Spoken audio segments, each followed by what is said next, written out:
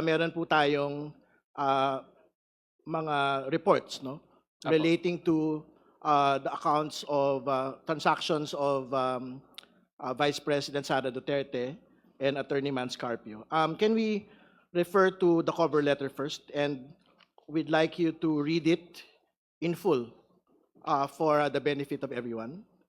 Right, the Executive Director Buenaventura is directed to read the letter that is in relation to the submission of the documents.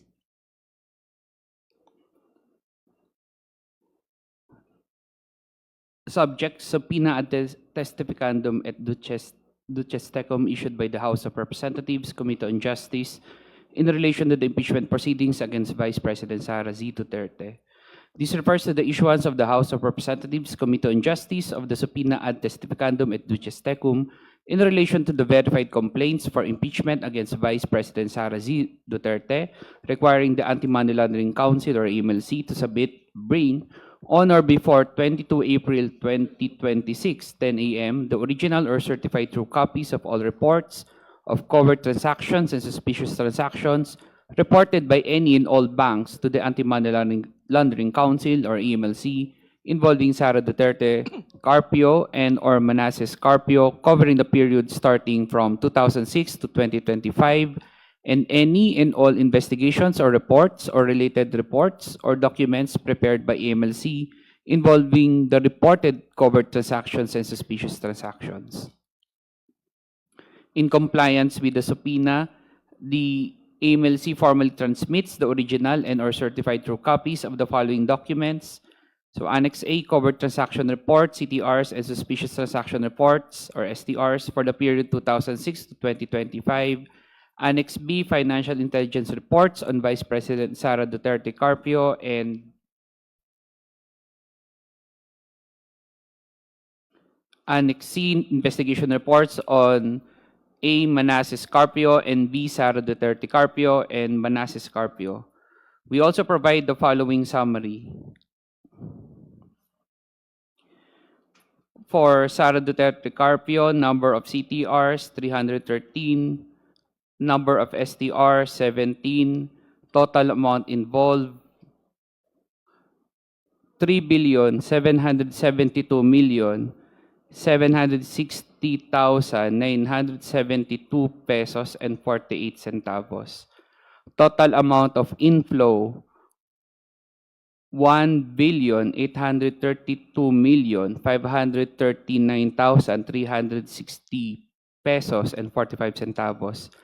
Total amount of outflow, 1,211,365,529 pesos and 75 centavos.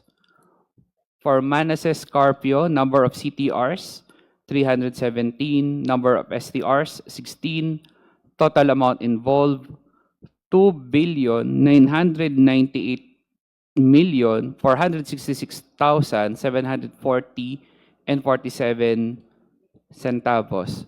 Total amount of inflow, 2,592,904, 2,592,904,434 pesos and 24 centavos. Total amount of outflow, 343,315,781 pesos and 7 centavos. Total for both, 630, number of CTRs, 630, number of STRs, 33, total amount involved, 6,771,227,712.95 and 95 centavos. Total amount of inflow, 4,425,443,794 and 69 centavos. Total amount of outflow, 1,554,681,310 and 82 centavos.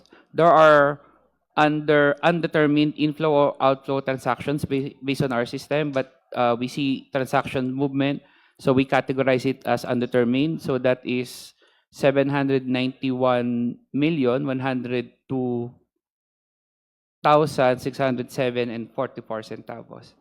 Just for the record, ED, are the figures accurate? Yes or no? As of we submitted today, yes. Are Based they on our accurate? record. Based on our records, yes. You're saying yes. Based on the records, That's yes. for the record. Madam Chair, wala po yan sa salin ah. Honorable Sua, do you want to be recognized? Eh, sinasabi ko lang po, eh di wow. Madam Chair, if I Madam may- Chair, Madam Chair, if I may be allowed to proceed. Wait. The floor is with the Honorable Ridon. Thank you for reading for the record the cover letter. You will be called Vice Chair Dumogan after the Honorable no. Ridon. it's not a question, may we be furnished copies of Yes. that report submitted for our guidance? May we direct the COMSEC to please provide copy of Yes. the cover letter, at least para mabilis, no? Because the attachments are really voluminous. Kindly provide Justice members copy of the cover letter. Madam Chair, Madam Chair, Madam Chair, Is regarding this a point of order? regarding the Because the floor copies is of- with the no, Honorable Tino. just with regard to the request for copies, Yes. kasi actually kanina pa kahit yung mga SALN, bibigyan daw kami pero hindi rin naman nabigyan pa. I think the photocopier is in the Oh. other building. Yes, baka pwede po yung e-copy na muna kung meron. Email. Baka mas mabilis. Okay. Opo, COMSEC, para may reference kami. kindly send soft copy to the corresponding email accounts of the Justice members of the available documents already. Honorable Ridon, you may proceed. Okay, ngayon naman po pag-usapan po natin yung mga detalye nito po nga mga transactions po na ito. I have a document with me which is titled Confidential Information Sharing, subject Vice President Sara Duterte and Manasseh R. Carpio. Do you have the same copy, Executive Yes, Madam Director Chair. Benaventura? Yeah. Can we flash the document on the screen, please, Secretariat?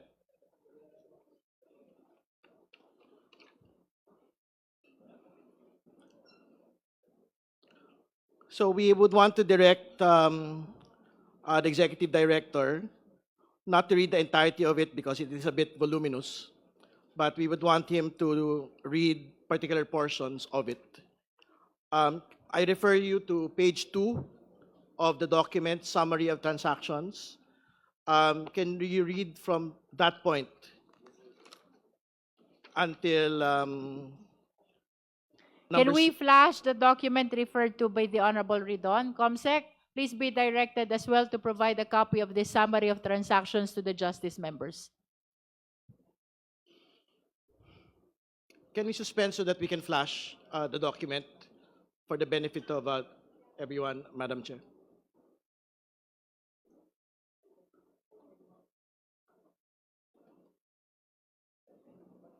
COMSEC, please flash the document summary of transactions.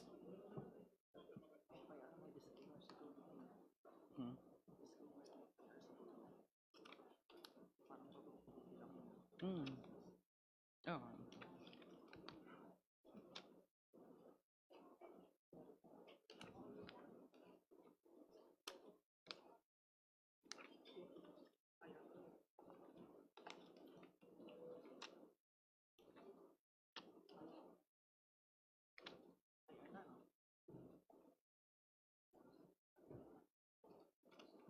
Ano to? Parang initial.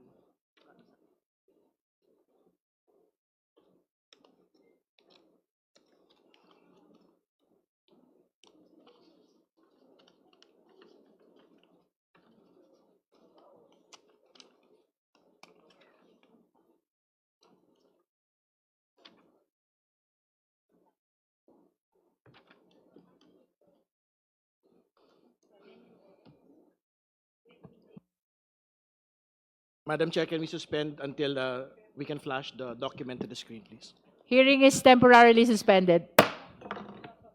Wala ba kayo? Ba't ang tagal?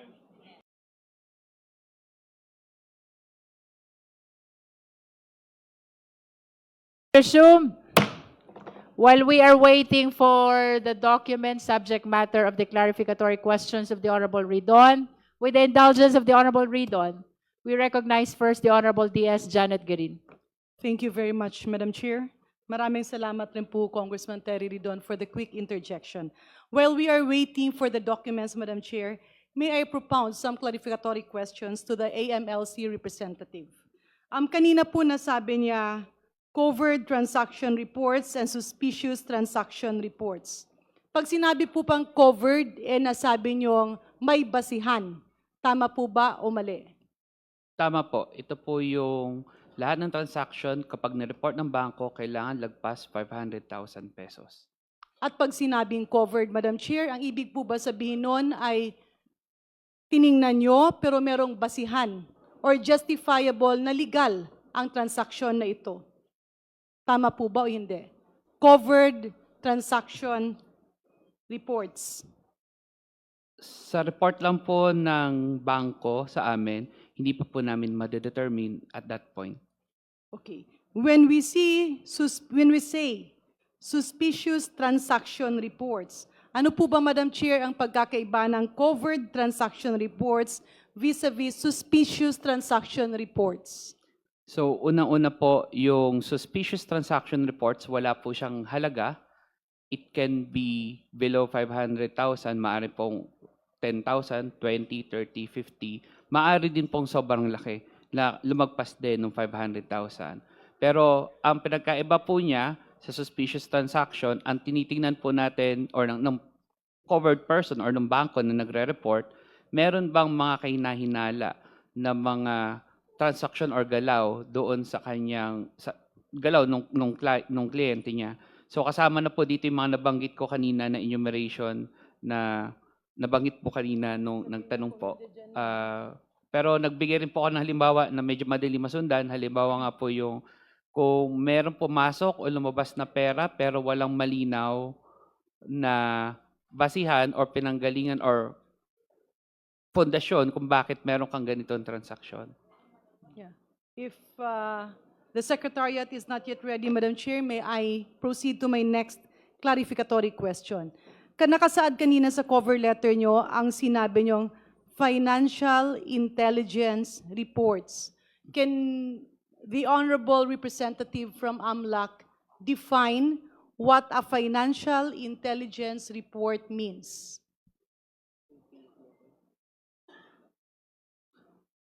Ang financial intelligence report po ay isang report na ginagawa ng aming mga analyst na kinukuha nila ang mga transactions na na-report sa amin, tinitignan, ina-analyze, meron bang patterns, meron bang galaw na kakaiba, o normal lang ba ito? So, meron po silang mga points of analysis. So, they will prepare this financial investigation report based solely on the reports provided and reported to us by the covered persons like banks. And these are included in the documents that you have submitted, sir? Tama Madam po. Chair. Meron po kaming naisubmit po. So, Madam Chair, maybe the Secretariat is already ready? May we know if the Secretariat is ready to flash the summary of transactions? Comsec?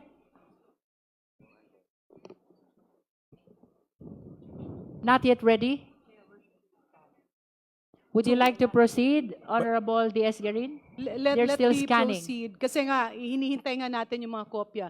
Kapag sinabing financial intelligence reports, makikita ba natin dito o nakasaad ba dito yung bakit pinagdududahan ng AMLAC yung transaction na ito? Meron na pong konting analysis po yon. So, maaari pong may... Yeah, yung- Madam Chair, let me repeat my question. Yung tanong ko po, nakasaad po ba doon sa financial intelligence report kung Apo. bakit pinagdududahan ng AMLAC ang transaksyon na ito? Apo, meron po. Yeah. Although not directly related, Madam Chair, but in the exercise of their function, may I inquire from AMLAC, ano po ba usually ang mga kausa or the causes kapag kayo ay nagdududa? These are transactions related to what, Madam Chair?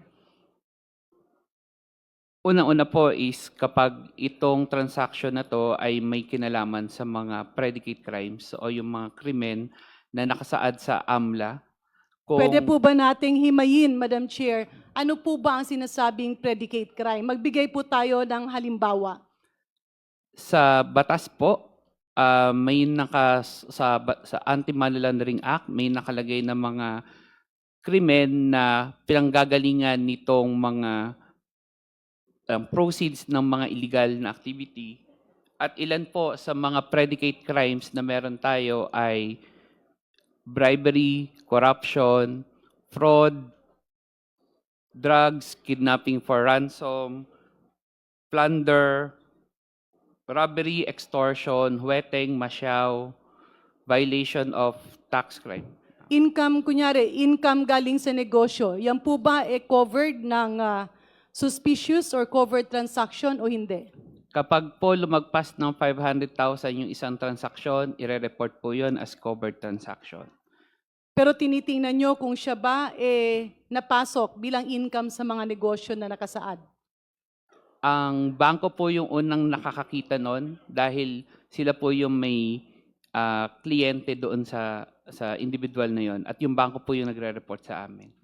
And in other words, again, is the Secretariat ready or not yet? They are ready.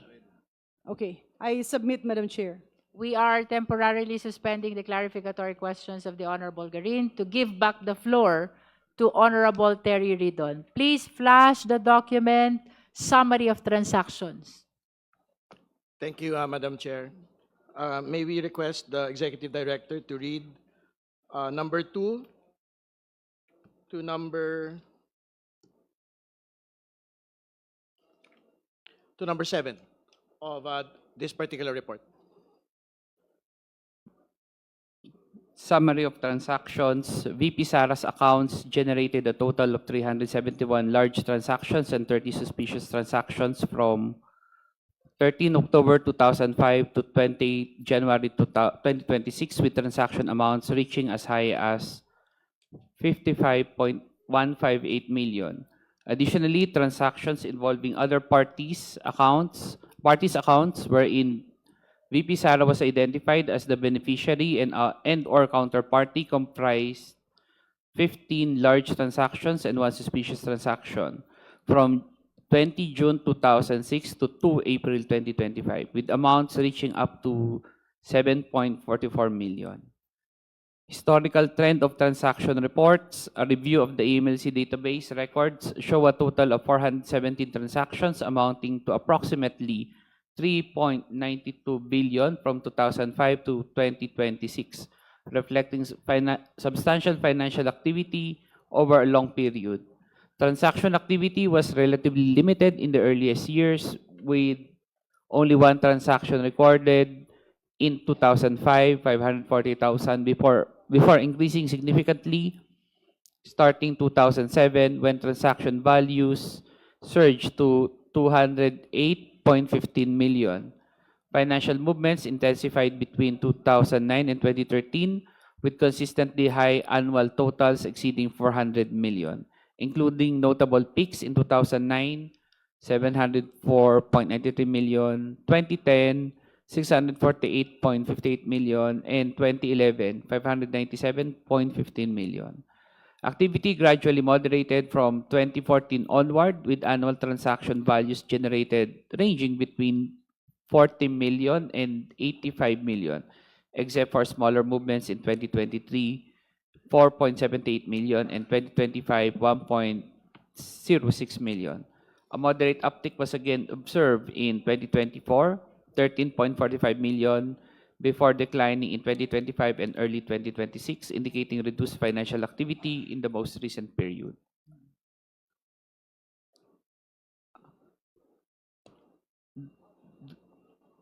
Kindly read the year-on-year amounts and number of transactions from 2005 to 2026, and also the grand total before proceeding.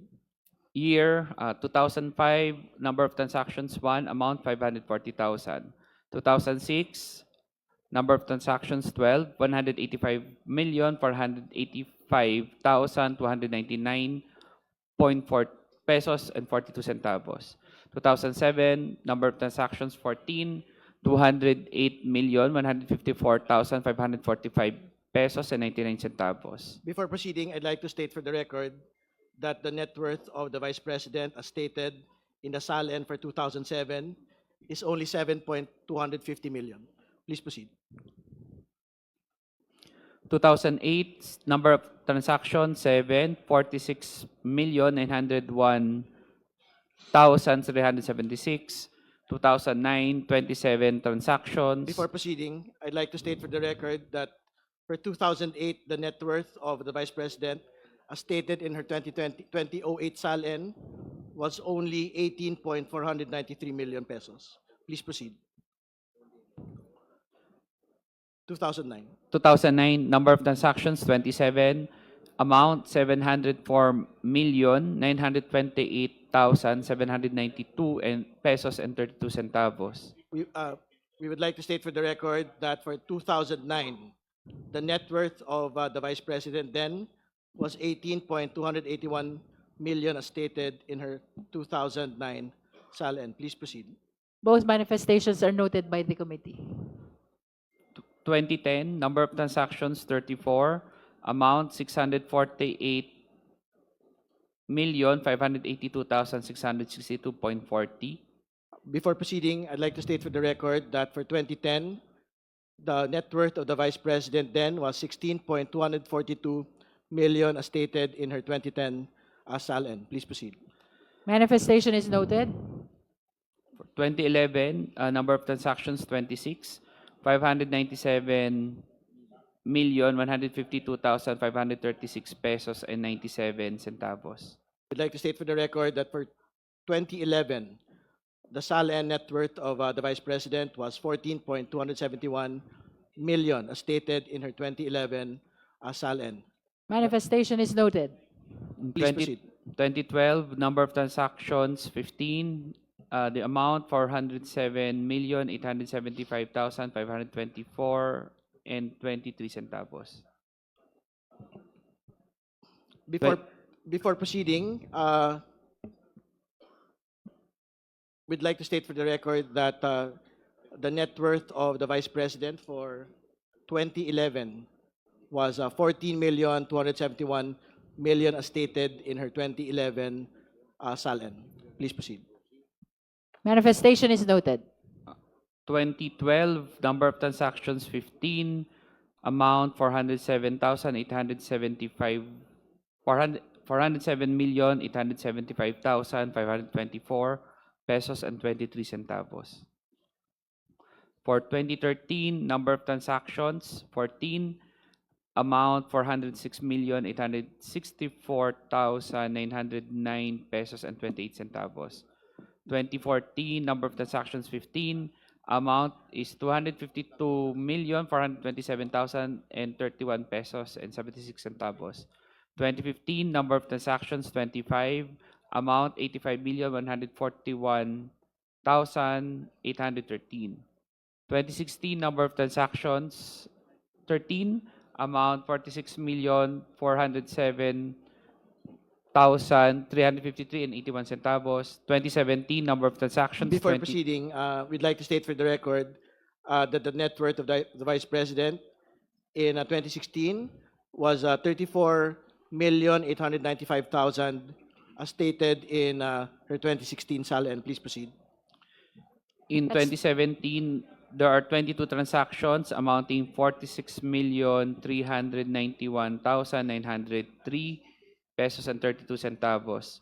If I may interrupt, this is only up to 2015, the table which is shown on the screen. On the other side po, Madam Chair. To be clear, there's a third column po. Yes, you may proceed, Honorable Ridon. No, we can flash the table again. Kindly flash the table. No, to be clear po, there's a column, next column po. You can see 2016 in the next column. The next column after 2015 Yeah. should be 2016. Secretariat, please. No, it's flashed on the screen, Madam Chair. It's correct. We can go back to that particular slide. Is it on the right? Oh, Yes, okay. it's correct, Madam Chair. It's on the right side, 2016. Yes. Are you done stating 2017 or no? Not yet. 2017, 22 transactions, 46,391,903 pesos and 32 centavos. Before proceeding, Madam Chair, we'd like to state for the record that the net worth of the Vice President then for 2017 was 44,828,000 as stated in her 2017 SALN. Please proceed. Manifestation is noted. 2018, number of transactions 26, amount 48,717,694 pesos and 84 centavos. Before proceeding, we'd like to state for the record that the net worth of the Vice President then was 49,699,000 as stated in her 2018 SALN. Madam Chair, please proceed. Manifestation is noted. In 2019, number of transactions 34, the amount is 60,231,229 pesos and 77 centavos. Before proceeding, we'd like to state for the record that the 2019 net worth of the Vice President was 55,613,000 as stated in her 2019 SALN. It is further noted that it was stated that she had no cash or deposits in that particular 2019 SALN. Please proceed. Manifestation is noted. In 2020, there are 29... Madam Chair, can I? Honorable Diaz Yeah, Suarez. I just didn't catch the manifestation of Kong Terry. Can you repeat that statement again? Honorable Ridon. Further, we state for the record that for 2019, it was stated there that there was no cash on hand or there was no cash deposits in our 2019 SALN. Madam Chair. Am I right to hear no cash deposits? No cash deposits. In No her cash on SALN. hands in the SALN. Thank you Madam very much Chair. for that clarification, Madam Chair. Please proceed, ED, for 2020, please. For 2020, number of transactions 29, the amount is 58,443,465 pesos and 89 centavos. Before proceeding, we'd like to state for the record that for 2020, the SALN of the Vice President stated a net worth of 56,583,000 as stated in her 2020 SALN. Further, the SALN does not state cash on hand and cash deposits, Madam Chair. Manifestation is noted. Please proceed. 2021. Quick interjection, Madam Chair. Honorable Diaz-Guerin. Just to be clarified, to compare the statement of our AMLAC Executive Director vis-a-vis the question of the Honorable Ridon, ang ibig po ba sabihin dito base sa dokumento ng AMLC or ng AMLAC, merong transaksyon or merong kaperahan at ito ay dumadaan sa bangko? Tama po. It's a yes. Yes. So hindi po pwedeng itong datos nyo ay hindi dumaan sa bangko. Tama Does po. it necessarily mean a bank or any financial company? Banks po. And Madam Chair, Congressman Ridon was earlier saying that in the SALN, it was mentioned cash deposit zero or walang laman. Did I hear it right, Madam Chair, from Cong Ridon? Honorable Ridon. There is to be very clear, there is no line item that there is cash or cash on hand or cash deposits. So my in the question, Madam SALN. Chair, to AMLAC, sigurado po ba kayo dun sa pinapakita niyong datos? Dahil sa SALN nakasaad na wala, tapos dito may sinasabi kayong meron. Are you sure of the figures? Sure po. This Thank is you, based Madam on records, Madam Chair. We may proceed to 2021. ED, please state the amounts. For 2021, there are 30 transactions amounting to 52,893,074 pesos and 94 centavos. Before proceeding, we'd like to state for the record that the net worth for 2021 of the Vice President was 65,308,000 as stated in her 2021 SALN. There's also no line item for cash and cash on hand, cash deposits in this particular SALN, Madam Chair. The manifestation is noted. Please proceed with 2022. ED. 2022 number of transactions 25, amount 41,668,247 and 94 centavos. We'd like to state for the record that the net worth of the Vice President for 2022, as stated in her SALN, was 71,058,000. Further, we note that there is no line item that states that she had cash on hand or cash deposits in the 2022 SALN, Madam Chair. Manifestation is noted. Proceed to 2023, ED, please. 2023, number of transactions 4, amount 4,778,500 pesos. Madam Chair, for the record, the net worth of the Vice President for 2023, as stated in her SALN, was 77,508,000. And further, there is no line item stating cash on hand or cash deposits, Madam Chair. Manifestation is noted. Please proceed, 2024, ED. 2024, number of transactions 28, amount 13,453,000. We would like to state for the record, Madam Chair, that the net worth of the Vice President was 88,512,000, as stated in her 2024 SALN. Further, we note that there is no line item indicating cash on hand or cash deposits, Madam Chair. Manifestation is noted. Please read until the end of the table. 2025, number of transactions 14, amount 1,062,000 pesos. 2026, number of transactions 2, amount 3,454,350 pesos. Grand total, number of transactions 417, amount 3,920,955 pesos. 3,920,955,311.88 centavos. Thank you for reading the table. You may proceed with the next part of the report.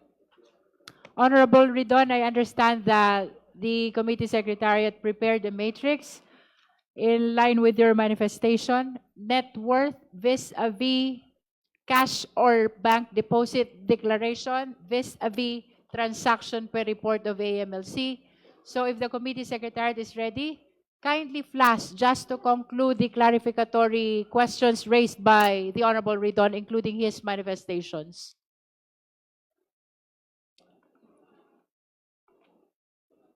May we know if the secretariat is ready?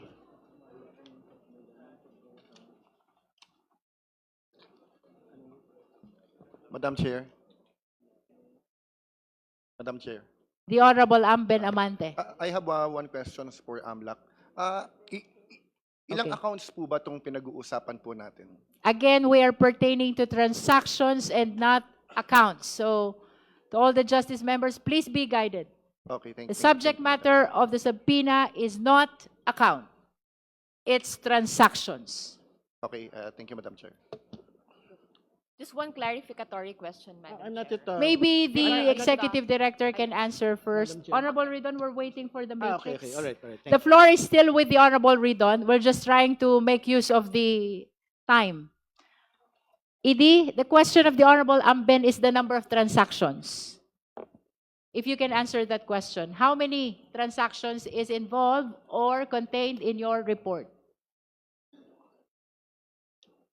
Madam Chair, not transactions, kundi accounts.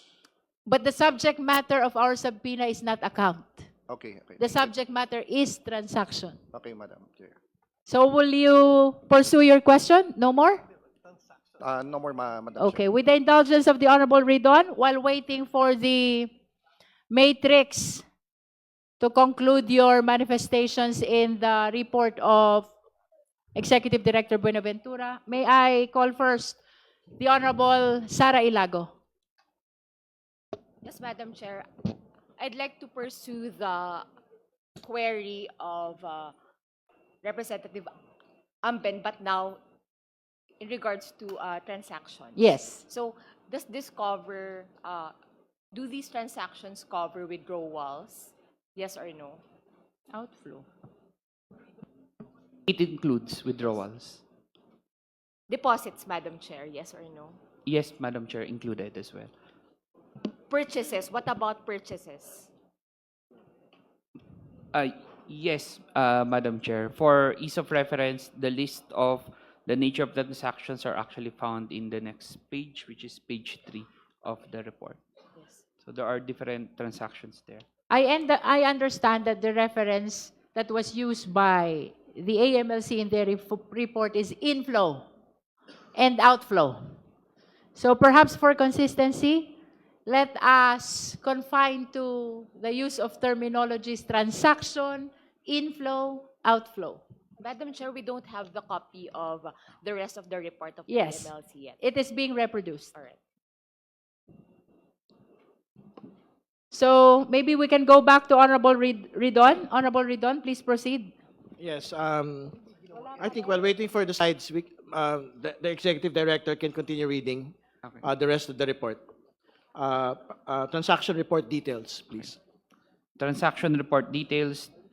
Transaction composition is largely driven by credit memos, 1.41 billion, debit memos, 1.3 billion, and fund transfers, 521 million in 521.86 million, followed by time deposit pre-terminations, 218.74 million, and miscellaneous transactions, 209.29 million. Other notable transactions include time deposit placements, 109.15 million, and time deposit payments, 109.15 million, as well as withdrawals, 62.79 million, and check deposits, 48.33 million. Madam Chair, just a manifestation. May proceed. Madam Chair. Madam Chair, it's hard to dissociate transactions from bank accounts.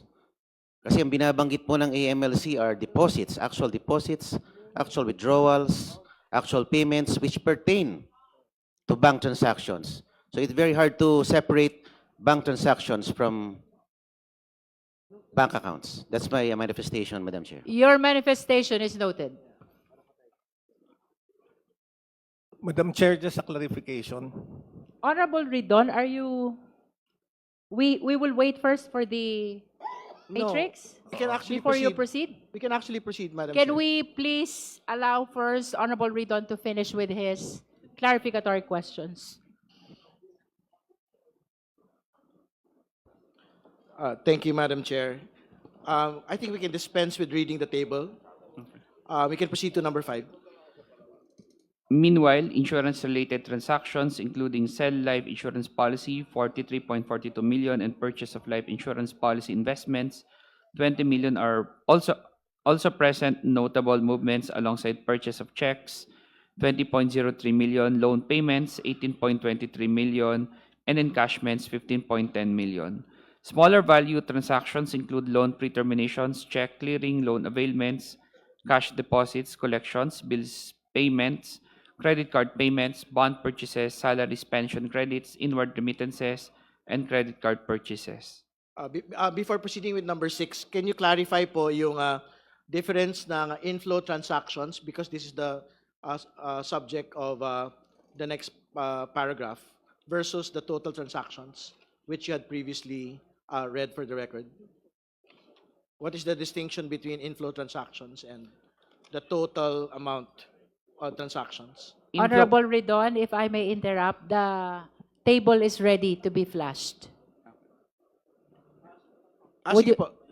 Okay. Secretariat, please flash the matrix. That is in accordance with the manifestation of the Honorable Ridon. Cash or bank deposit as declared in the SALN vis-a-vis transaction in the AMLC report vis-a-vis the total net worth likewise in the SALN.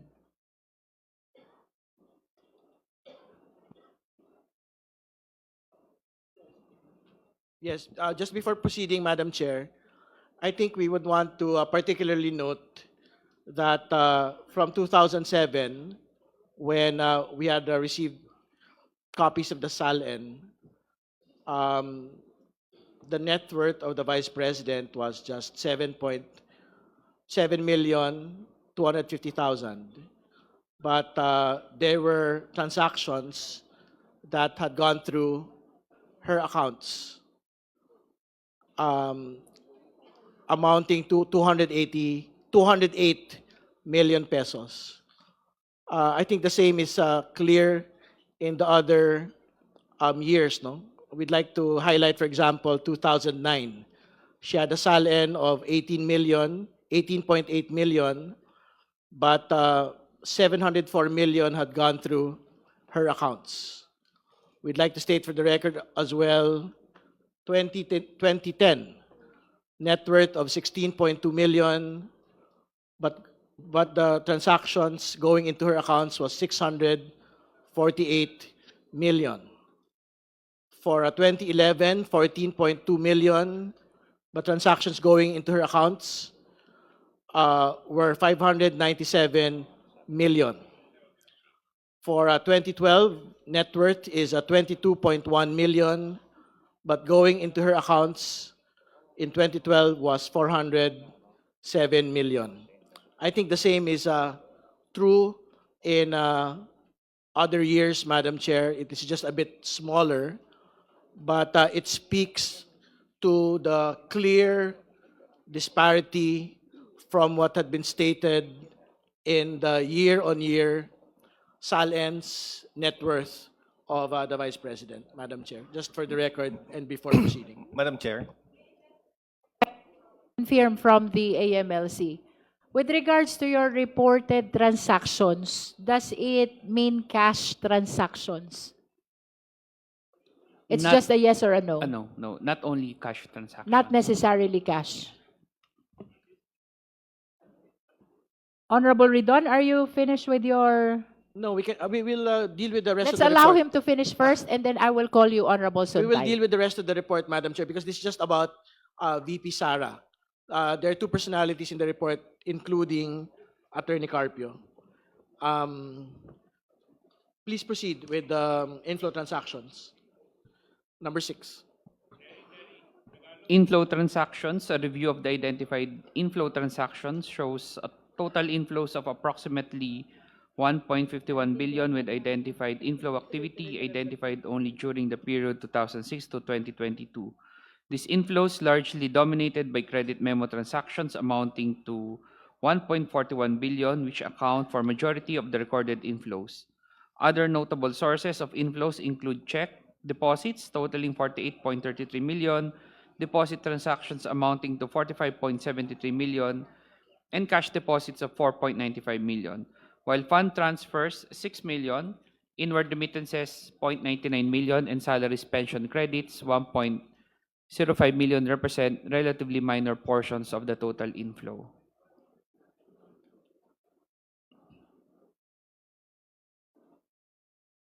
Yes, meron po dito nakikita natin yung mga inflows, no?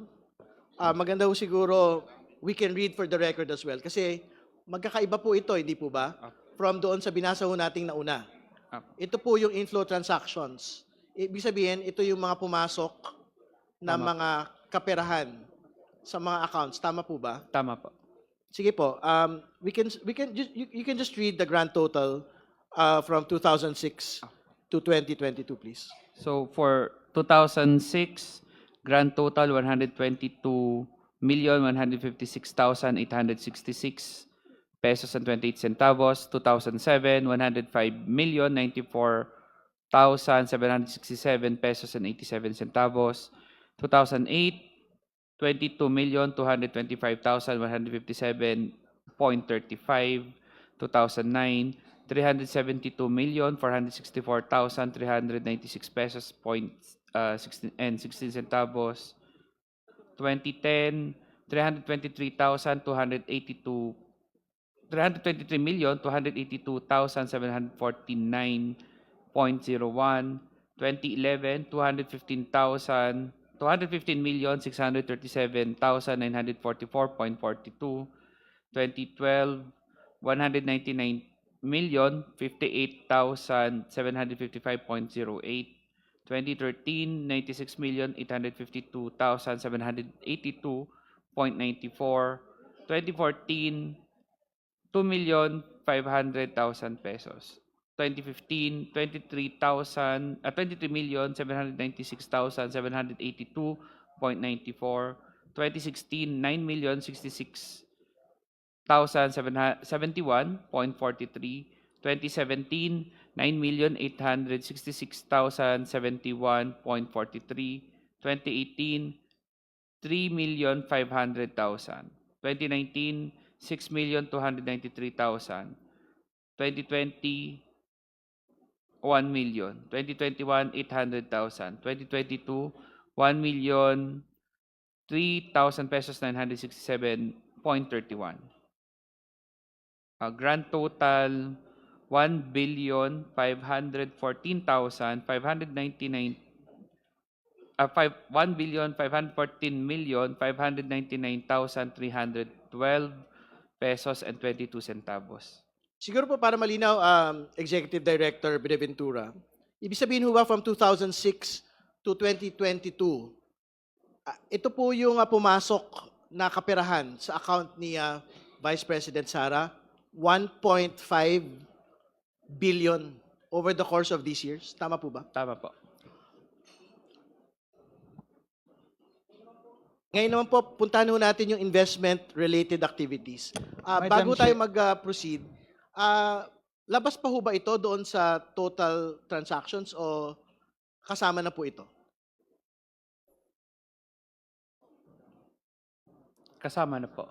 Kasama. So inclusive, no? Apo, inclusive po. Siguro po, can we read for the record yung paragraph 12, investment-related activities? Madam Chair, with the kind interjection of Honorable Ridon, just a very quick clarification. With the indulgence of the Honorable Ridon, okay lang ba? Yes, please proceed. Honorable Sendanya is recognized. Thank you very much, Madam Chair. Thank you very much, Representative Ridon. I'm looking at the third column in the previous table, yung pong column on check deposits. Can we flash it again? The inflow that was... Please flash. Ayan po yung third column. Pwede po bang pakilagay dun sa mga taon ng 2019 to 2022? Ayan. 2019 to 2022. Nakikita ko po dito, tama po ba, may we request the Executive Director to please read the entries for the check deposits for 2019 to 2022.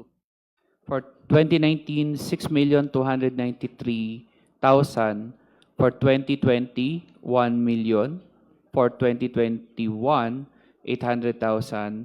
For 2022, 1,003,967 pesos and 31 centavos.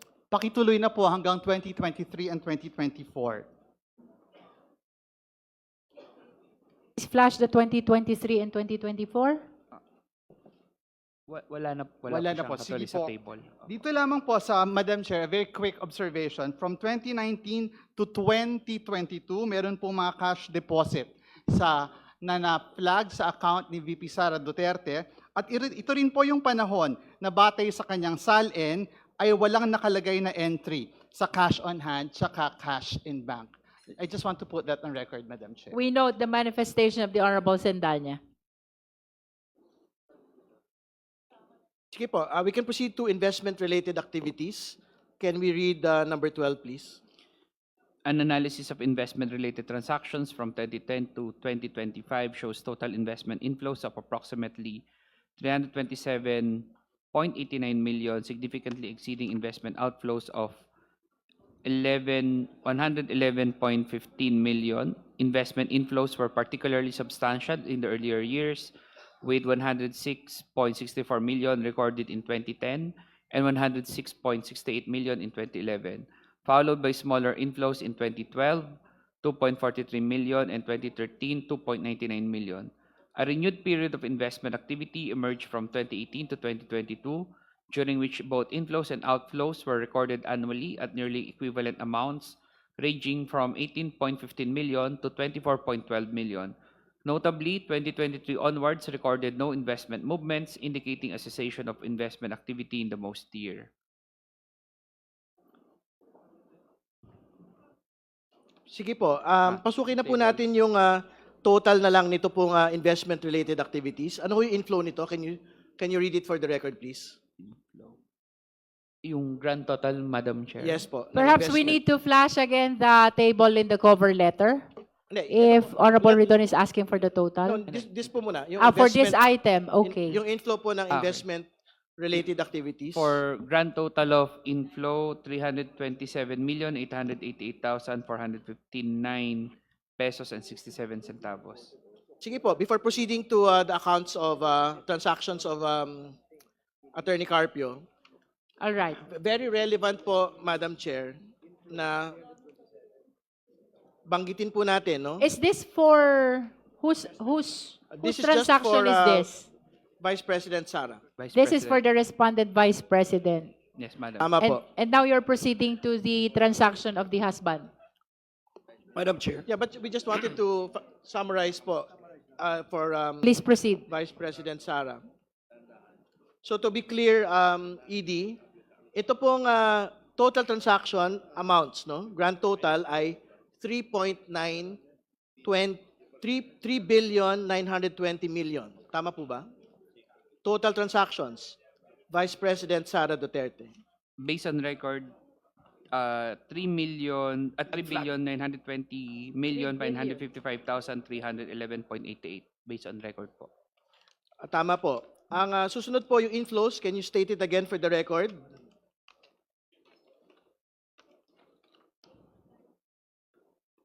Ito po ba yung 1,514 million? Apo. Based on record, it's 1,514,599,312 pesos and 22 centavos.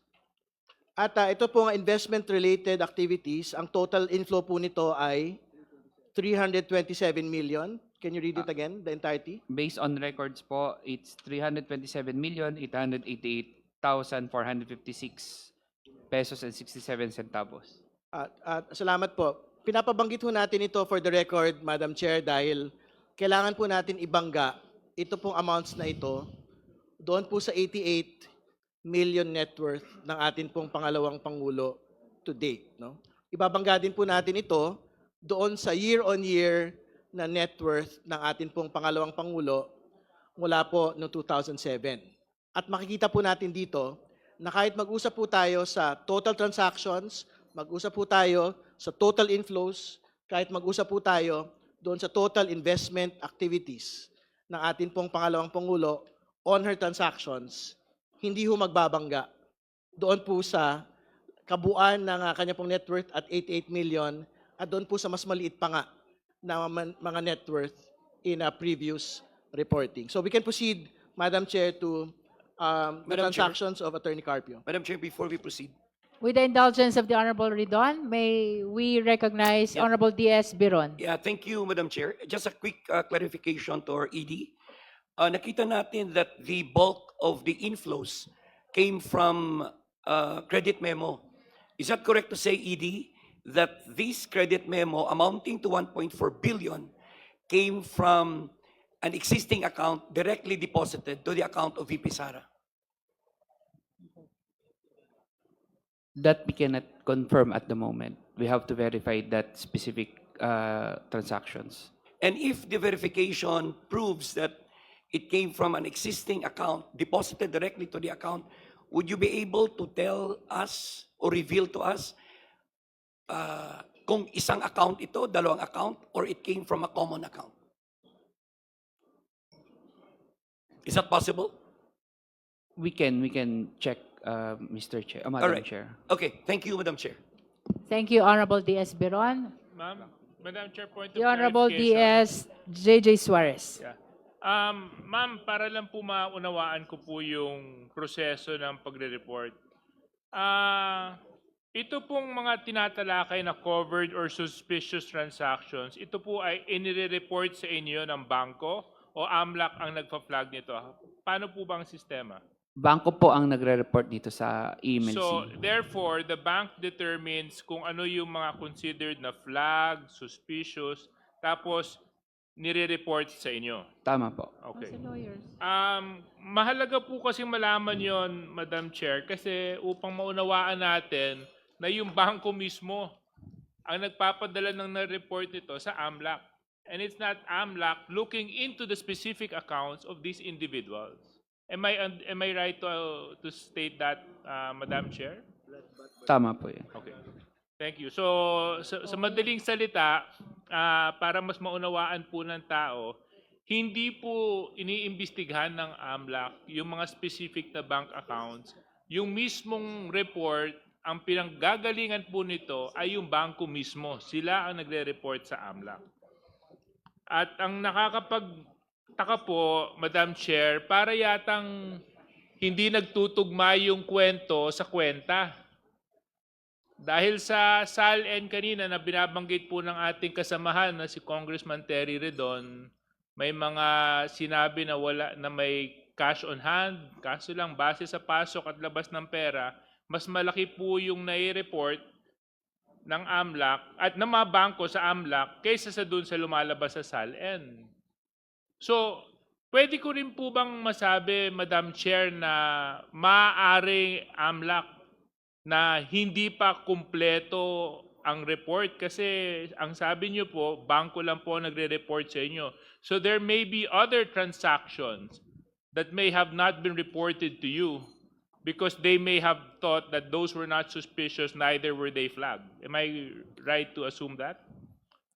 Tama po, because ang nire-report lang po ng bangko sa AMLA, AMLC ay halimbawa yung mahigit 500,000 or kung suspicious. Kung hindi po mahigit sa 500,000 yan, hindi po i-report sa AMLAC. So maari po or maari ring wala na meron transaction na mas mababa pa sa 500,000 na hindi na po na i-report sa amin. Di maaari din pong sabihin na pwede pang lumobo tong numero na to kung mas lalong bubusisiin at titingnan dahil maaring hindi na flag ng banking institution yung specific na transaction dahil sa pananaw nila hindi ito suspicious o covered ng kanilang criteria. Tama po ba yun, AMLAC?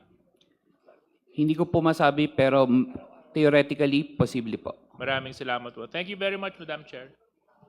Honorable Redon? Madam Chair, just to expedite the reporting on Attorney Carpio, can we just state for the record, going to page 7 of this report, can we just state for the record the grand total of the transactions from 2007 to 2026?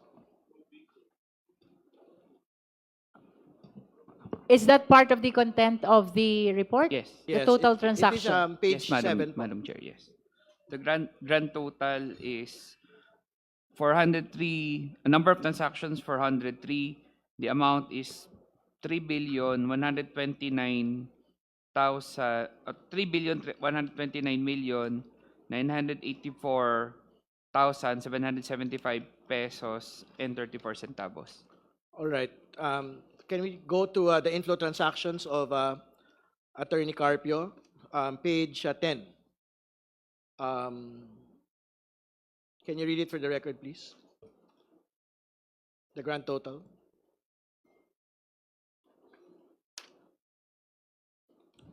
Grand total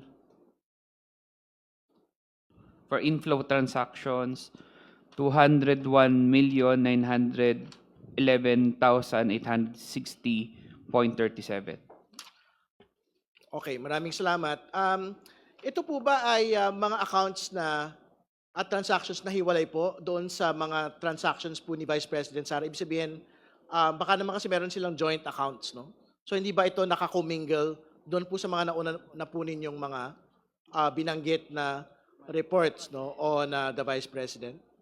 Meron pong ilan na joint pero maliit, konting-konti lang po. Okay, so ibig sabihin, malaking bahagi nito pong 3.1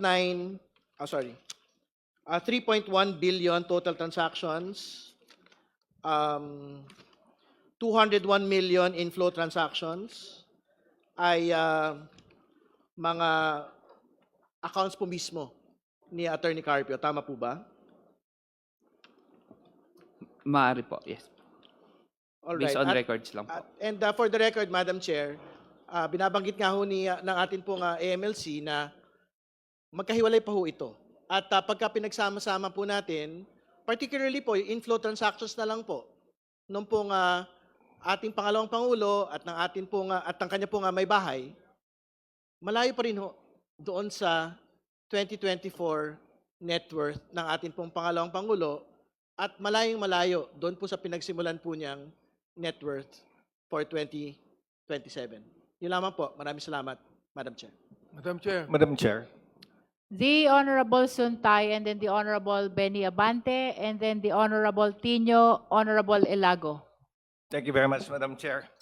Sa AMLAC, can you just walk us through the process of arriving at the covered transaction report? Paano ba yung proseso? How do we come up with yung covered transactions? Para po sa bangko, ang covered transaction po ay pag nag-transact po ng mahigit 500,000 sa mahigit 500,000 sa isang araw, nire-report na po yun ng So bangko. basta 500,000 or more yung transaction, automatic i-report sa AMLAC yan. Tama po. So does it mean that it's a suspicious transaction basta ni-report sa inyo? Hindi Not po. necessarily. Iba po yung suspicious transaction. Okay. Then how do we arrive at yung total amount? Kasi nakakalula yung amount. Pagka tinignan mo, 3 billion, di ba? So, ibig ba sabihin yan, how do we compute itong transaction na ito? Kunyari ako, may nag-deposit sa akin na 501,000. That's considered one transaction. Tama po. Now, binalik ko sa nag-deposit sa akin. That's another transaction. Tama po. Outflow naman. So, outflow naman yon. So, magto-total ngayon yon na 1 million. Kasi may pumasok sa akin 500, may lumabas na 500. Tama ba? Mali? Tama po. So, ganun yon. So, basta labas-pasok, nag-a-add to. So, it doesn't mean na pagka sinabi natin may 3.9 billion, does it mean na merong 3.9 billion sa loob ng account? Hindi ko po, kung base lang po sa records, hindi ko pa po masabi. Hindi, pero ang pinag-uusapan natin dito, based dito sa ni-report kasi amount involved, 3,772,000,000. Ang tinatanong ko itong 3,772,000,000, this is a total amount ng lumabas, pumasok, ganon.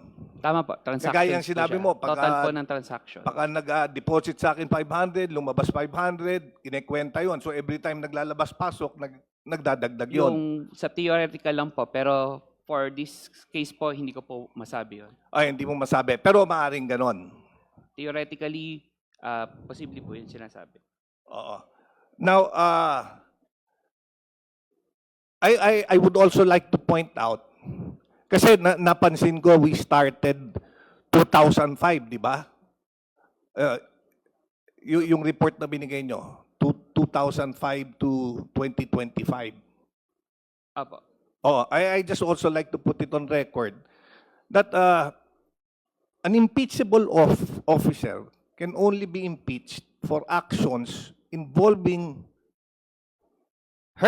during her term as an impeachable officer. So sumobra tayo ng 14 years. But regardless, I just want to point it out. Ang dapat na pagtuunan natin ng pansin actually from 2019 to present. 2022 to present, di ba? Kasi doon lang nagsimula eh.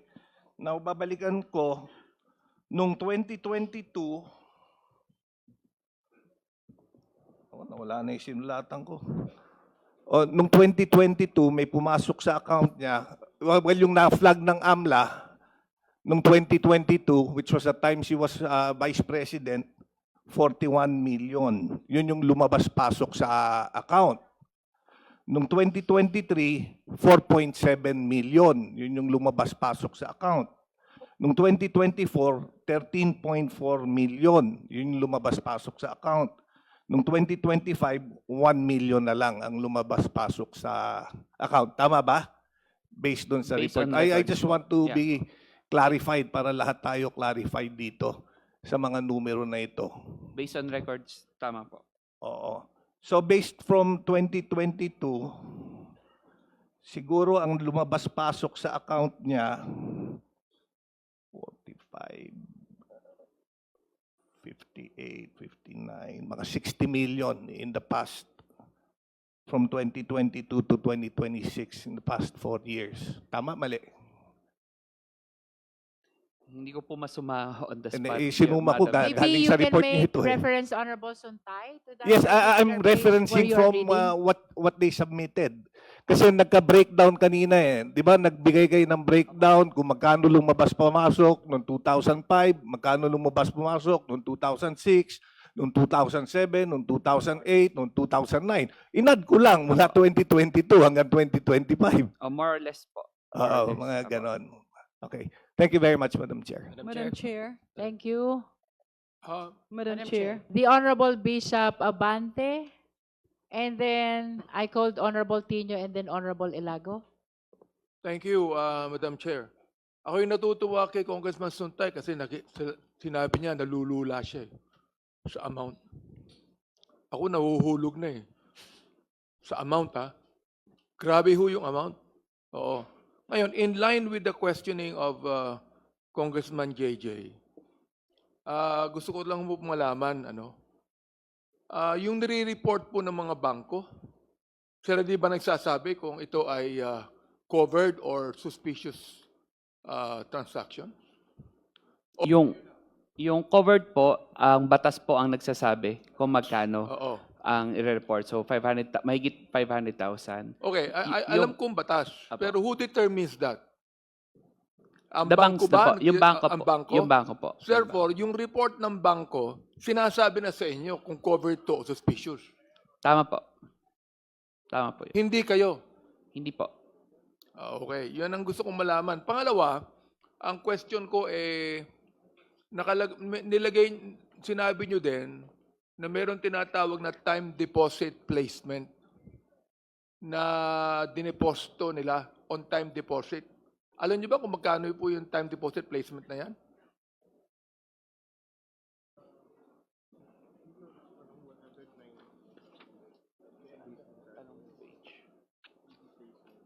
Is the question part of the report of the AMLC? Congressman Abante? Yes. Opo, inaanap ko lang Attorney po kung saan. Buenaventura, please answer. Time deposit placement po is page 3, 109,146,567 pesos and 52 centavos. That would be from the time that she became vice president until now. Tama po. Opo. Therefore, Based on records po. yung pagkakaiba po nung regular account niya, magkano po yung sa regular account?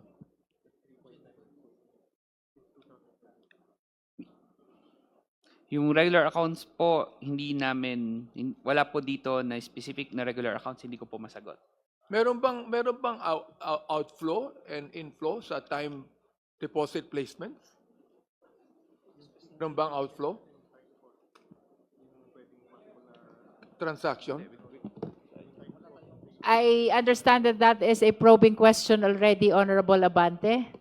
With all due respect, please confine to the contents of the Madam report. Chair, maraming salamat. Gusto ko lang humalaman kasi pinag-uusapan yung outflow and inflow ng mga transaction. We'd like to find out also kasi binanggit niya rito yung time deposit placement So we'd like to find out also kung yung transactions ng outflow sa time deposit placements. Yun lang po. Consider that as manifestation of the Honorable Abante. Madam Chair, just a manifestation. Just Honorable with regards to Suntay. yung threshold amount, kasi the accurate answer, it's actually Congress that determines the threshold account because Congress legislated the passage of RA 9160, which provided that every transaction 500,000 or more is covered. Yun yung threshold account. So it's not the banks that determine. It was Congress. It was the law that determined. Your manifestation is noted. Madam Chair. Now it's the turn of the Honorable Tino and then the Honorable Ilago. Madam Chair. Yeah. Thank you, Madam Chair. With the indulgence of Honorable Tino and Honorable Ilago, I understand that DS Janet Garin still has to catch her flight to Iloilo. So, with your indulgence, can we recognize first the Honorable DS Garin? Thank you very much, Madam Chair. Maraming salamat po sa ating kagalang-galang na mga kasamahan sa Committee on Justice. Madam Chair, I believe the report of Executive Director Ronel Benaventura was cut short because as earlier, covered transaction reports and suspicious transaction reports were actually presented. In his cover letter, it also mentioned financial intelligence reports. Can the Honorable Executive Director quickly give us a summary of this? Ilan po ang financial intelligence reports and what does this contain based on your Annex B? Madam Chair, the things that I've been discussing are actually the intelligence reports and the investigation reports.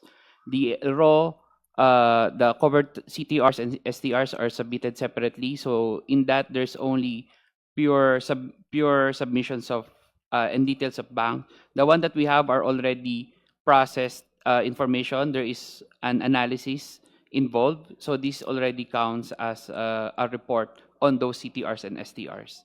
In other words, Madam Chair, how many intelligence reports do you have in your Annex B?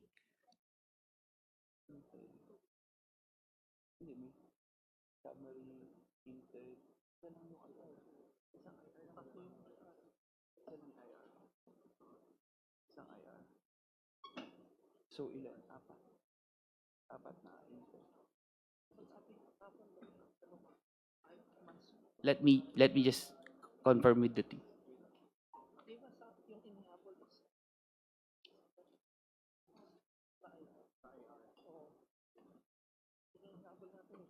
So, limang reports ko ba account summary ka? Dalawa. Account summary, dalawa. Tapos, may dalawa ka rin. Yeah. So there are 4 financial intelligence report and 1 investigation report. Can, Madam Chair, can the Honorable Executive Director give us a brief summary or conclusion on what is contained in these intel reports? Brief statement only.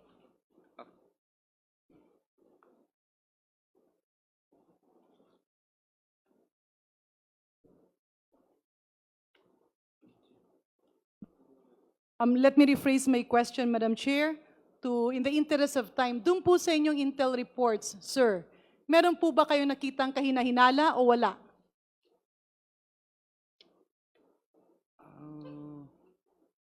Meron po dahil sobrang laki ng mga transactions. Pero as explained po earlier, ang intelligence report namin is based lang sa database na nakita namin sa mga na-report. So medyo may kalakihan po, based lang po sa report. Perhaps we can confine the answer of Attorney Buenaventura to subject matter of the investigation, brief statement, and then findings in the investigation report. Brief statement also.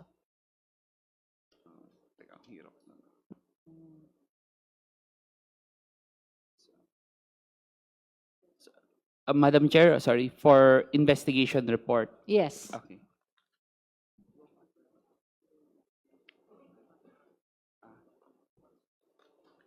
Just a brief statement of the subject matter and then the findings.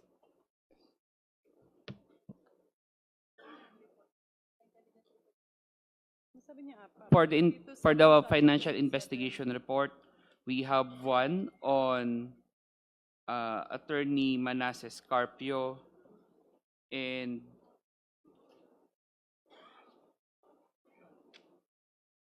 it lists down his transactions throughout the years covered by the... So what is your findings? Madam Chair, there is no specific findings indicated that would summarize the So transactions. what does your financial report contain? Observation?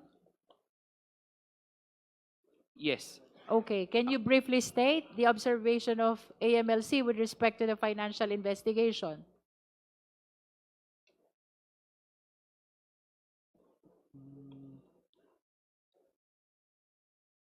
Can I mention, can I read some of the portions of the report? Yes. Okay. Please make it brief.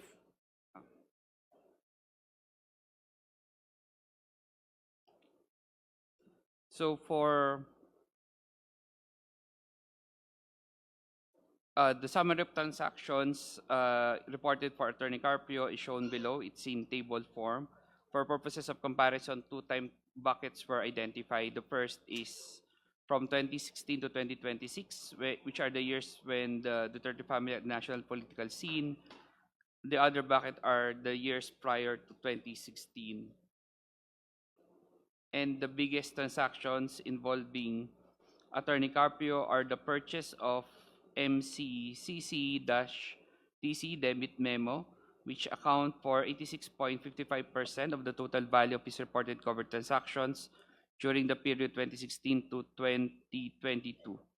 So, Madam Chair, if I may, pasensya na po, no, sir, in the interest of time, kasi these are voluminous documents that we have just received until now. Doon po sa inyong pagperus o sa inyong mga natanggap na report, ang ibig po ba ninyong sabihin ay merong kahina-hinalang nakita o wala? It's actually a yes or no kung meron or kung wala.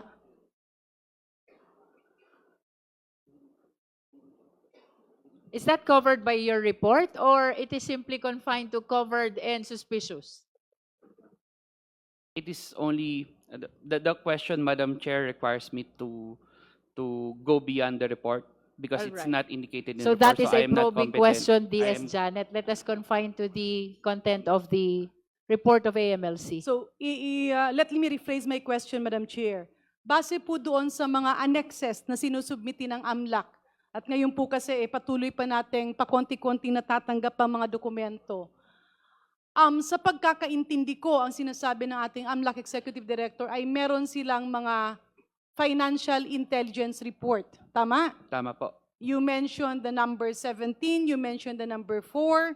Ang tanong ko, dito ba sa mga report ninyo ay meron po bang indikasyon na merong kahina-hinala o wala?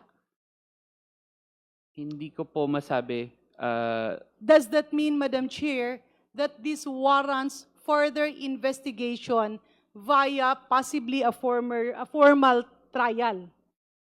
Kasi nga hindi natin maitanong yung ibang mga tanong dito at hindi naman nila pwedeng sagutin dahil tayo naman hindi trial. Ito po sakop ng Senado. Do I understand it right, Madam Chair? I think for purposes of further proceeding, we can consider the suspicious transactions because in the reporting of suspicious transactions, there are indicators shared and read already by Attorney Buenaventura when a specific transaction, regardless of amount, is considered as suspicious. Yeah. Let us defer to the report of the AMLC. They cannot make a conclusion. As a matter of fact, it does not contain a finding. It only contains observation.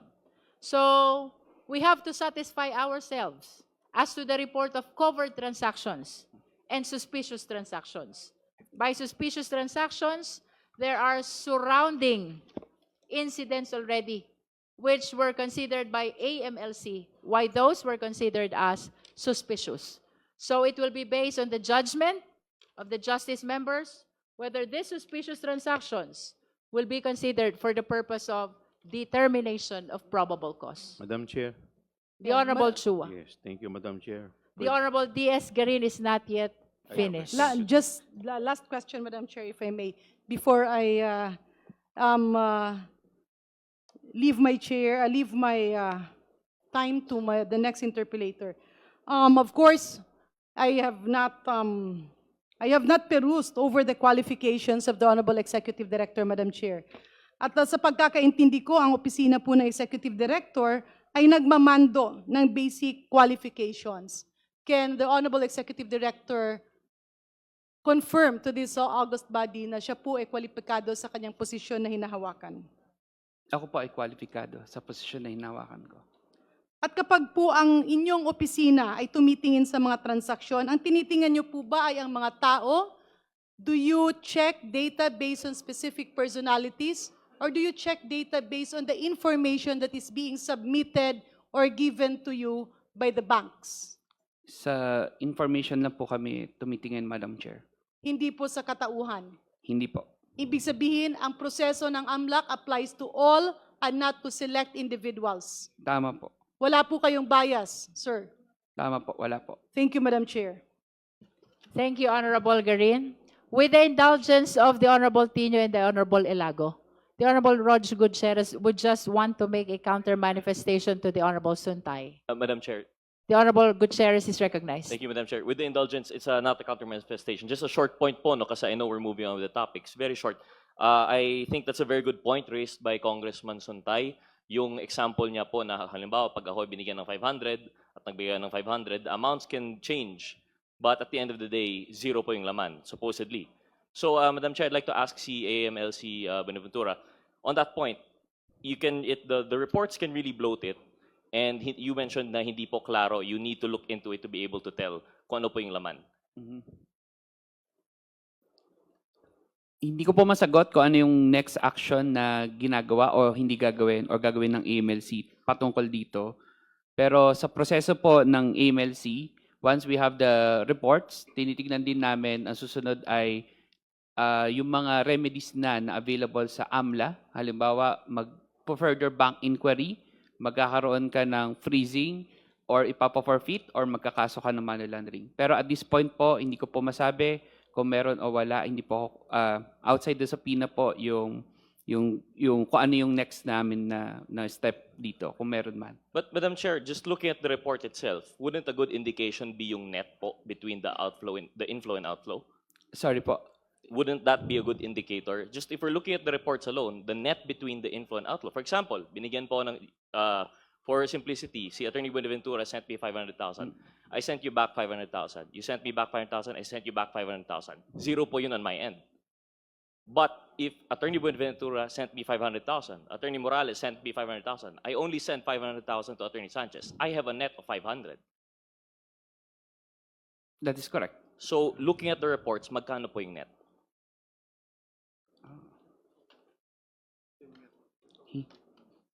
Hindi po namin na-total sa report. So, hindi ko po maibigay yung exact. I think you have a table incorporated in your cover letter.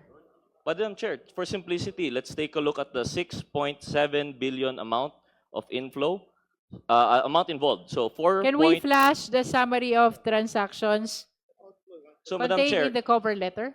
inflow of 4,425,443,794.69 centavos minus outflow of 1,554,681,310 pesos and 82 centavos. That leaves a net of 2,870,762,483 pesos and 87 centavos. Would that be correct? May I know po which page are you reading from? That's the last page of your cover Cover letter, ED. Cover letter, sorry. The table in your cover letter. This is actually your summary. Yeah. Yes, this is correct po, as read in the cover letter. So that would be a good indicator po, a starting point for the investigation. I cannot say I can't say for certain. I am not at liberty to disclose. That is all, Madam Chair. Thank you. Madam Chair, just This is on the same line, Honorable Tino. Would Mr. Chair, still be this is- okay to This is on the same recognize line. two more justice members on the same line. Mr. Chair, Madam Chair, This is on the same line. same Madam. line din. Honorable Maiksi Tino? lang. Sinimulan nyo na eh. Sige na po. Opo. But Madam I Chair. am seeking for your conformity. Thank you, Madam Chair. The Honorable Adjong and then the Honorable Chua and then we will go back to Honorable Tino and Honorable Elago. Maraming salamat, Congressman Tino and Congresswoman Ilago. Very, very short lang po, Madam Chair. Let me go back to my previous line of questioning, ED. Diba, the very mandate of your office really is to look into suspicious transaction, covert transactions that would probably describe how the inflow and the outflow of money can be determined as a money laundering activity. Tama pa? Tama po. Okay, sige. So, lahat ng mga, sabi mo kanina, lahat ang nagre-report yung bangko sa inyo, and then what you do is to analyze these reports based on the inflow and outflow of the money. Tama po. Inflow meaning could be deposit in either cash or check, whatever. And outflow is the going out of the money, right? Tama po. So even if you total the deposit in the withdrawal, and then you come up with the certain amount, sabihin mo na, hindi yun actual na nandoon na current na pera doon sa account kasi tinototal mo pa rin yung paglabas niya. Ay yun ang magiging account. So regardless of that, wouldn't that be the very definition of money laundering? Kasi ang sabi mo, pinapasok, nilalabas to appear as legitimate. Tama ba? Kung legitimate naman po yung transaction. Yeah, kung legitimate. Kasi Wala naman nagsasabi pong- naman ng bangko sa inyo, Apo. suspicious nga eh. So Apo. I'm asking you on the premise of a suspicious transaction, right? As indicated in your report. Tama ba? Would that be the very definition of money laundering? Papasok at ilalabas. Kung marami po yung Yeah, pinanggalingan the ng premise pera. is, yes. Kaya nga, Yes. nagsabi Opo. nga ng Yes. bank. Opo. Nagsabi nga ang bangko sa inyo, it's a suspicious transaction. That's why you have that analysis. That's why you have that report. Because the bank reported to you that these amounts na hindi siya yung, let's say, more than 500 million, yung flow Honorable and Adjong, activity. perhaps we are crossing the line already. No, I'm just citing to ED. This has no reference to the transaction of the respondent. I'm asking him the mandate and by which they actually analyze the activity and In the other behavior words, of the you are- inflow and the outflow of money. So You that are it can be- referring to the process and not to the Process. transaction. and for them also to determine whether this transaction covers the very definition of money laundering. Tama ba yung ano ko? ED Buenaventura, please answer the question. Yung nga definition ipapasok, ilalabas. Na based on the suspicious na report sa inyo ng bangko. Tama ba? Opo. Okay. Pero Thank you. Thank you, Madam Speaker. Thank you, Madam Chair. Thank you. Now we go back to Honorable Tino. Thank you, Madam Chair. Maraming salamat for Okay. allowing the other Yes, Kongs opo. to raise thank you po. clarificatory questions ahead of you. Thank Maraming you. salamat, Chair. Chair, actually, kaugnay din muna dun sa cover letter at yung table dito, yung summary of inflows and outflows. So, una muna, pwede pa klaro po, pag sinabing inflow, ang ibig po ba sabihin nito ay yung perang pumasok sa mga account o mga account ni Sara Duterte Carpio at ni Manasseh Carpio? Tama po ba na yun ang ibig sabihin nun? tama po. Okay. Tapos yung outflow naman, yung mga halaga na lumabas mula sa mga account ng dalawang ito. Tama po. Tama po. Okay. By account, we mean bank accounts. Tama po. Tama po. Okay. So tapos ang sinasabi nga ay may total na 4.425 million pinagsama na pumasok sa accounts ni na Sara Duterte Carpio at Manasseh Carpio mula taong 2007, tama po ba? 2007 up to 2026. Ito pong report is 2006 to 2025. Okay, 2006 to 2025. So mula 2006 hanggang 2025, may total na 4.425 billion na pumasok sa mga account nila. Tapos, meron namang lumabas na 1.5 billion. Tama po? Tama po. Okay. So, pero meron ding sinabi rito, undetermined inflow and outflow transactions na 791.1 million pesos. Pwede pong pakilinaw lang, what do you mean by undetermined inflow and outflow? Apo. So, nung nagsimula po ang MLC, maliit pa lang po at yung system niya para tumanggap ng report ay hindi pa nakakapag-categorize Okay. kung inflow or outflow. Ang nakikita lang ay, or natatanggap lang na report ay kung may gumalaw. So, hindi po namin ma-identify kung iyon ba ay inflow or outflow. So, hiniwalay lang po namin kaysa magulo yung figures na sigurado kami dun sa inflow at outflow. Okay. So, itong 791 million na ito, pwedeng pumasok siya, pwedeng nilabas din siya. Maarin po. Apo. Okay. So kung i-menos natin yung 4.4 na pumasok, tapos yung 1.5 na lumabas, so more or less ay magkano nga po ang difference?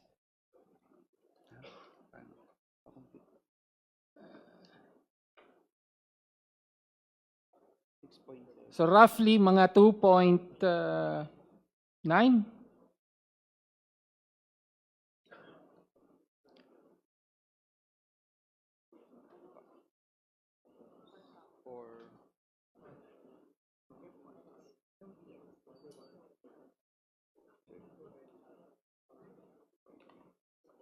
Sinusuma lang ho namin. Apo. Minus 1.5.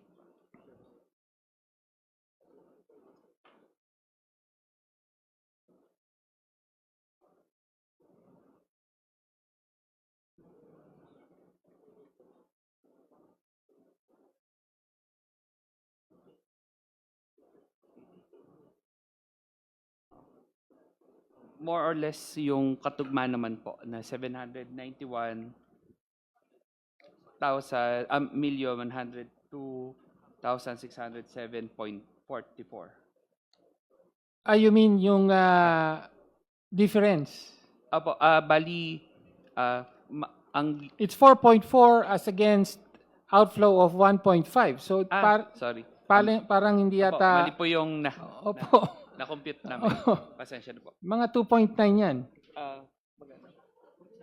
More or less 2.9 po. O sige, 2.9 million. So tama po bang sabihin na dahil mas malaki yung pumasok kaysa sa lumabas, merong at least 2.9 na nananatili pa sa account? Ganun po ba? Pwede po bang ganun ang interpretasyon?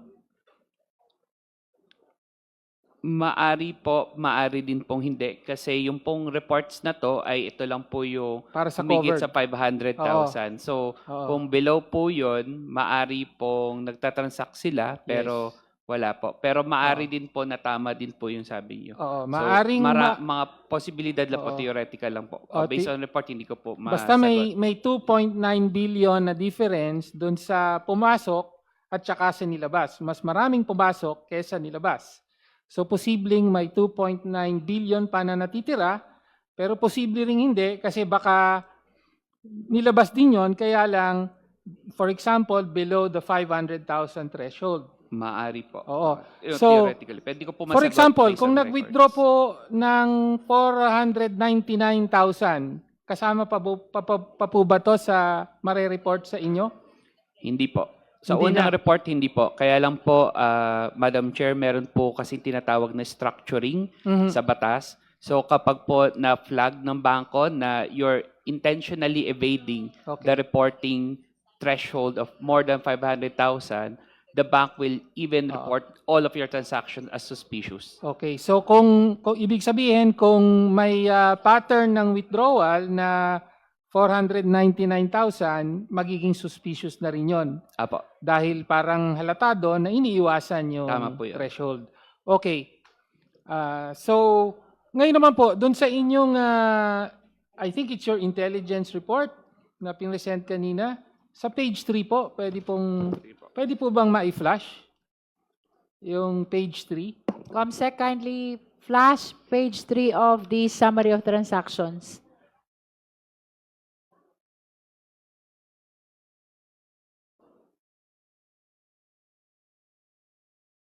Okay. Pwede po bang in particular, ayan, yung mga transactions, ano, and then parang meron pong text, it's point number 5. Yan ba yun? Pwede po bang mag-scroll pa? Please scroll further down. Okay, ayan po. Actually, ang gusto ko lang po malinawan ay doon sa nature of the transactions. Pwede po bang balikan yung uli at may mga gusto lang akong mailinaw tungkol doon sa nature of transactions, both yung inflow at saka outflow transactions. Madam Chair, ano po yun, sir? Anong mga tipo ng inflow transactions ang inyong na inulat batay sa inyong analysis? Alin po yung nai-report namin na inflow transactions po? Tama po. Halimbawa, ayan. Ito pong... yung okay, mga yan. sige po. Opo. So, yung nasa Okay. matrix na yan, Apo. are those inflows? outflows? magkasama po yung inflow at outflow po O diyan. sige, ipaliwanag na lang po. Ang pinakamalaki ay yung credit memo. Credit memo. Opo. Okay, tapos debit memo and then fund transfer. Okay, could you explain ano yung credit memo? At ano yan, pumasok po ba na pera yan sa account? Tama po. Yung credit Okay. memo po, may pumasok na pera sa Ano po account. ibig sabihin ng credit memo? Na may notice lang po doon sa account na nadagdagan yung account ng ganitong halaga. So ibig sabihin may nag-transfer ng fund? Opo, maaari No, po. but that's different from a fund transfer, no?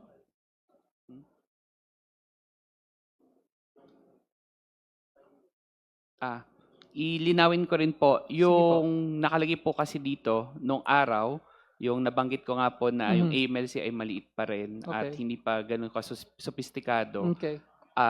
Wala pong, hindi pa ganun refined po Okay. yung mga category when banks would report.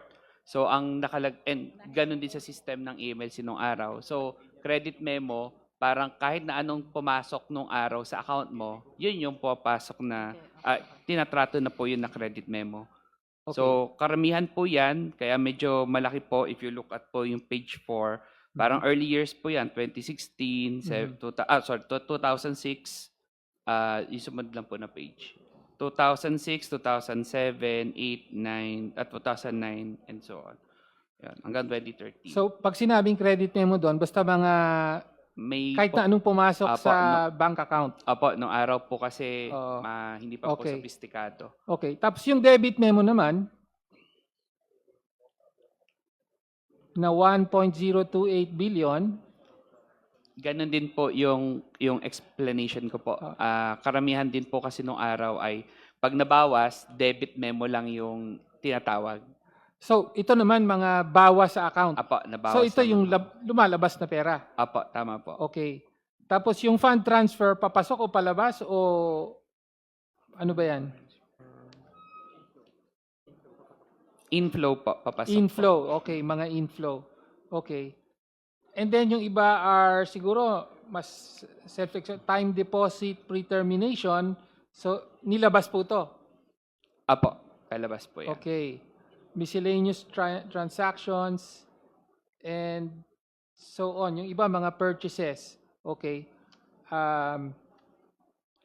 Okay, thank you Madam Chair. Yun na lang muna ang clarificatory questions natin. Thank you. Next Basta is... ang obserbasyon lang po, malinaw na yung mga inflow at outflow ay malinaw na malayo. In terms of yung halaga, ay malayo po dun sa declared sa statements of assets, liabilities, and net worth. No, The committee notes all the manifestations of the Honorable Tino. For the guidance of all the members